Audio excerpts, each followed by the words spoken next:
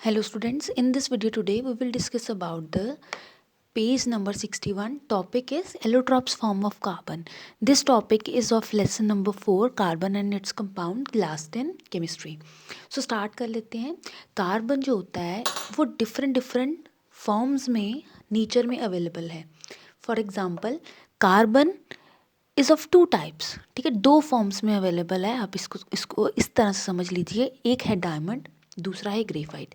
अब ये जो कार्बन है ना, अगर डायमंड और ग्रेफाइट का तुम केमिकल प्रॉपर्टीज़ को डिस्कस करो तो इनका केमिकल स्ट्रक्चर जो है, प्रॉपर्टीज़ जो हम कह लेते हैं, स्ट्रक्चर तो खैर नहीं, केमिकल प्रॉपर्टीज़ वो सेम रहेंगी क्योंकि ये दोनों किससे मिलके बने, कार्बन. कहाँ पे फ़र्क आएगा इनकी आएगा फिजिकल प्रॉपर्टीज़ में फ़र्क. ठीक है, वो हम अभी डिस्कस करेंगे.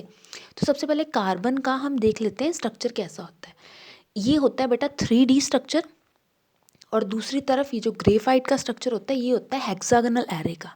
अब ये स्ट्रक्चर में डिफरेंस क्यों आ गया, क्योंकि डायमंड के केस में जो कार्बन है वो 4 बॉन्ड बना रहा है. देखिए 1 2 3 एंड 4 बॉन्ड बना रहा है.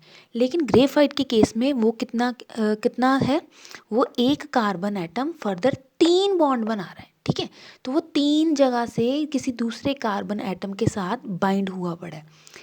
अब यहाँ पे गौर करने वाली बात ये है कि कार्बन की वैलेंसी तो होती है 4, उसको तो 4 बॉन्ड बनाने चाहिए. तो इस केस में तो वैलेंसी कंप्लीट हो रही है, लेकिन इस केस में कार्बन क्या है, वो एक और बॉन्ड बनाएगा.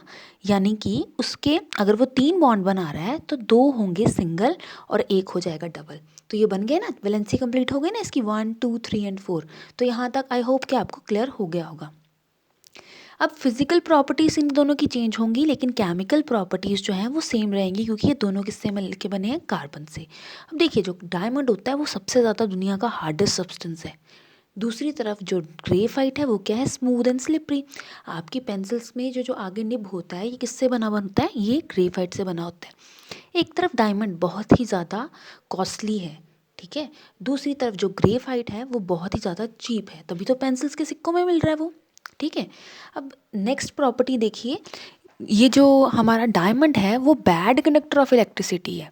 ठीक है, वो इलेक्ट्रिसिटी को कंडक्ट नहीं कर रहा. लेकिन दूसरी तरफ अगर हम देखें ये जो ग्रेफाइट के केस में वो गुड कंडक्टर ऑफ इलेक्ट्रिसिटी है. ये दोनों में इलेक्ट्रिसिटी का फ़र्क क्यों आता है, क्योंकि ग्रेफाइट के केस में ना फ्री इलेक्ट्रॉन होते हैं. क्या होते हैं, फ्री इलेक्ट्रॉन होते हैं. आपने यहाँ देखा ना कि कार्बन 3 एटम्स के साथ बॉन्ड बना रहा है तो उसका एक जो होता है वो फ्री रहता है इलेक्ट्रॉन, इसीलिए वो पार्टिसिपेट करता है कंडक्शन ऑफ इलेक्ट्रिसिटी में. ठीक है, नेक्स्ट आता है कि डायमंड कैसे बन जाता है, जब हम हाई प्रेशर और टेम्परेचर प्रोवाइड करवाते हैं कार्बन को. ठीक है, तो वो क्या बन जाता है हमारे पास, डायमंड. ठीक है, अब नेक्स्ट थर्ड फॉर्म जो हैगी ना, third form allotropes of carbon की, वो है फ्लोरेंस. ठीक है, अब इसको क्या बोलते हैं, इसको C60 बोलते हैं. इसका जो शेप होता है वो फुटबॉल का शेप होता है. और ये इसका नाम फ्लोरेंस क्यों रखा गया, क्योंकि US के जो आर्किटेक्ट थे जिन्होंने इसको बताया कि ये थर्ड फॉर्म एग्जिस्ट करती है, उनका नाम था बकमिनिस्टर फ्लोरीन. तो इस केस को तो बेटा स्टार लगा दीजिए आप. इसको आप केमिस्ट्री में हायर क्लासेस में डिटेल में पढ़ते हैं.